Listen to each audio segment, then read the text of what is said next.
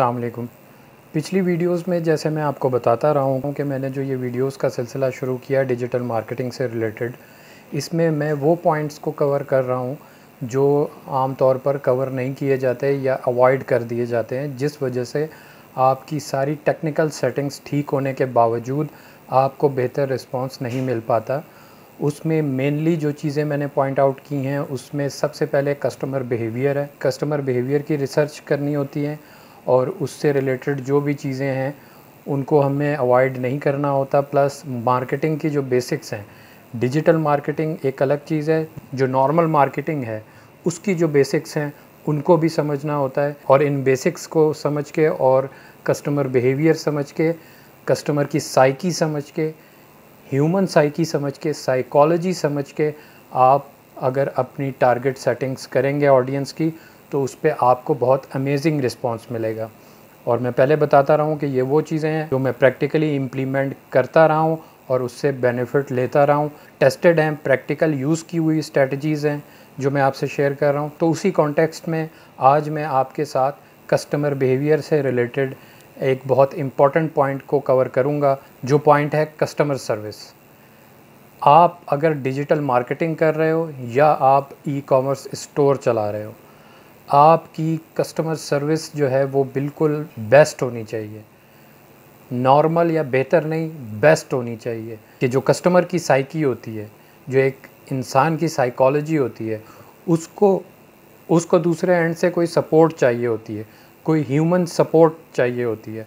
अगर वो आपने सिस्टम ऑटोमेटेड सिस्टम बनाया हुआ है कि कस्टमर आपकी साइट पे आके चेकआउट करेगा, ऑर्डर प्लेस करेगा और उसको कैश ऑन डिलीवरी पे ऑर्डर जो है उसकी डिटेल रिसीव होके जो भी पेमेंट मेथड सेलेक्ट करेगा, कैश ऑन डिलीवरी सेलेक्ट किया है तो उसकी जो भी डिटेल रिक्वायर्ड है डिटेल कस्टमर अपनी पुट करेगा और ऑर्डर प्लेस कर देगा और उसको 2 से 3 दिन में ऑर्डर डिलीवर हो जाएगा।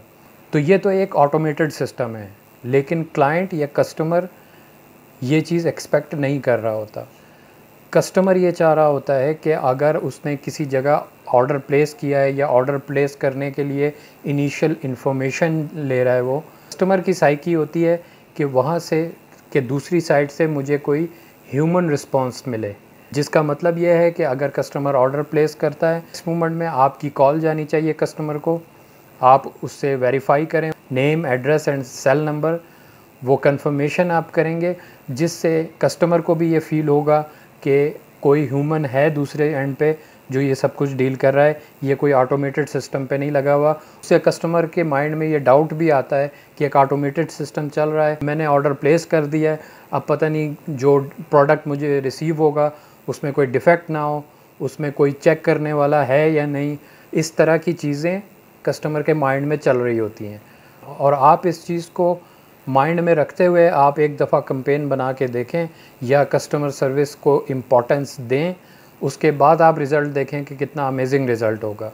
जस्ट वीडियो देख के और अगर आपको पॉइंट जो है समझ नहीं आया, आप इस पॉइंट को स्किप करेंगे, इस स्ट्रेटजी को इम्प्लीमेंट नहीं करेंगे तो आप वो बेनिफिट नहीं ले सकेंगे जो बेनिफिट मैंने लिया या आप ले सकते हैं। अब जब आपने कस्टमर को रिस्पॉन्स कर दिया, कॉल चली गई कस्टमर के पास, उसको भी ये पता चल गया कि कोई ह्यूमन है जो ये सारा सिस्टम देख रहा है और उसने मेरा वेरीफाई किया है, एड्रेस भी, नेम भी, मुझे मेरी प्रोडक्ट जो है टाइम पे डिलीवर हो जाएगी। आपने उसके बाद भी कस्टमर से कांटेक्ट में रहना है। जब कस्टमर का प्रोडक्ट डिस्पैच हो जाता है तब भी आप कस्टमर को कॉल करके या एसएमएस करके इन्फॉर्म करें कि आपका पार्सल डिस्पैच हो गया है, इतने घंटे में या इतने दिन में आप तक डिलीवर हो जाएगा। और जब आपके पास स्टेटस शो होता है कि कस्टमर ने रिसीव कर लिया है, उसी टाइम आप थर्ड कॉल करें कस्टमर को और उससे कंफर्मेशन करें कि सर आपको ऑर्डर रिसीव हो गया है, आपने चेक कर लिया है, कोई इशू तो नहीं है, आपने जो प्रोडक्ट ऑर्डर की थी बिल्कुल उसी तरह प्रोडक्ट है, किसी किस्म का कोई इशू तो नहीं है। उससे होगा क्या, उससे आपके ई कॉमर्स स्टोर का इतना बेहतर इम्प्रेशन पड़ेगा कस्टमर के ऊपर कि वो कस्टमर तो आएगा आपके पास दोबारा, लेकिन वो 7 4 कस्टमर और लेके आएगा। और किसी भी स्ट्रैटेजी की कामयाबी ये है कि आपका कस्टमर आपकी कस्टमर सर्विस की वजह से आपके पास वापस आए। आप जो प्रोडक्ट दे रहे हैं वो दूसरे भी दे रहे हैं, आप जो प्राइसेस ऑफ़र कर रहे हैं वो दूसरी जगह से भी कस्टमर को मिल रही है, लेकिन कस्टमर आपके पास आएगा तो आपकी कस्टमर सर्विस की वजह से आएगा, आपका टाइमली रिस्पॉन्स की वजह से आएगा, जिसको ख़ास तौर पे पाकिस्तान में बहुत ज़्यादा फॉर ग्रांटेड लिया जाता है। वजह से ई कॉमर्स हो या कोई भी प्रोडक्ट हो या सर्विसेज हों, इमेज बहुत ख़राब होती है। अब मैं आपको एक मिसाल दूं, जैसा कि अमेज़ॉन पे कुछ टाइम पहले एक इशू था कि अमेज़ॉन जो है वो इस चीज़ पे इशू बना रहा था कि पाकिस्तान से कस्टमर सर्विस सही नहीं मिलती। अब उसमें ये होता था कि पाकिस्तान से किसी ने कोई लेदर जैकेट भेजी, फॉर एग्ज़ाम्पल यूएसए में लेदर जैकेट भेजी, वो कस्टमर को मिली तो कस्टमर ने दोबारा मैसेज किया कि जो प्रोडक्ट जो इमेज मैंने देखी थी ये उसके मुताबिक नहीं है। पाकिस्तान में जो बंदा है उसकी तरफ से इतना थर्ड क्लास रिस्पांस जाता है कि क्लाइंट या कस्टमर ये एक्सपेक्ट नहीं कर रहा होता कि जिससे मैंने एक चीज़ बाय की है वो बाय करने के बाद उसका रिस्पांस ऐसा होगा।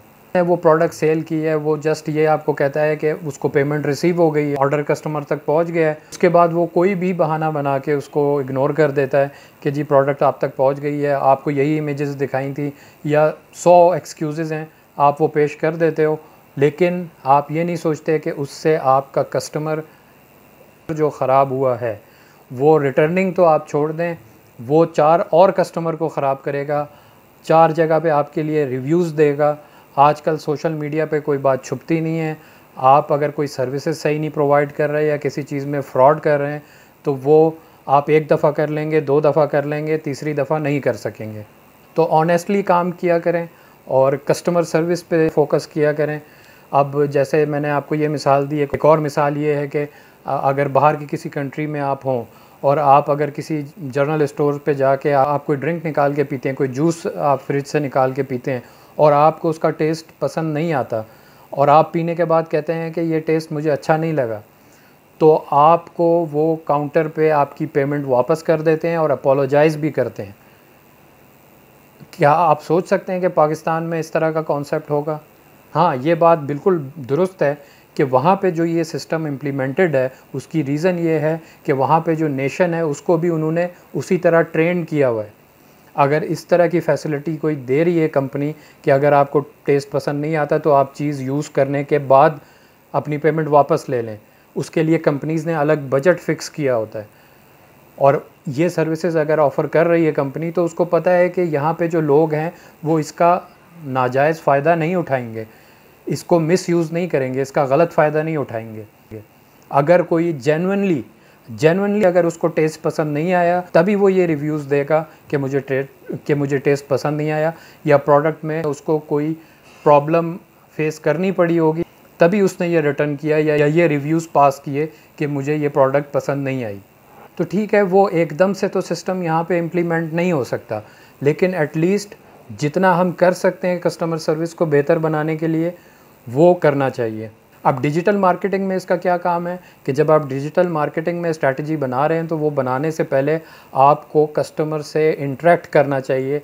जिस प्रोडक्ट में आप मार्केटिंग शुरू कर रहे हैं आपको प्रैक्टिकली कस्टमर से बात करके ये आइडिया लेना चाहिए, कोई सर्वे कैंपेन चला के आइडिया लेना चाहिए कि एक्चुअली इस प्रोडक्ट से रिलेटेड कस्टमर क्या चाहता है और उसके मुताबिक वो चीज़ें ऐड करें अपनी प्रोडक्ट में और उसके मुताबिक मार्केटिंग चलाएं, उसके मुताबिक टारगेटिंग करें, जिसका आपको बहुत अमेजिंग रिस्पांस मिलेगा और आपको बहुत अच्छी कन्वर्जन मिलेगी। कस्टमर सर्विस पे फोकस करें।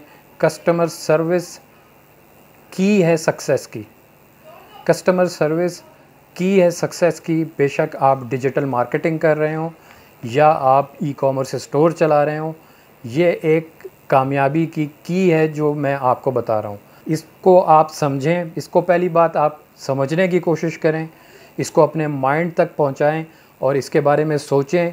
जो कॉन्सेप्ट, जो दलीलें मैंने पेश की हैं उसके बारे में सोचें, समझें। अगर ये बात आपको ठीक लगती है इसको प्रैक्टिकली इम्प्लीमेंट करके देखें कि इससे आपको क्या बेनिफिट मिलता है।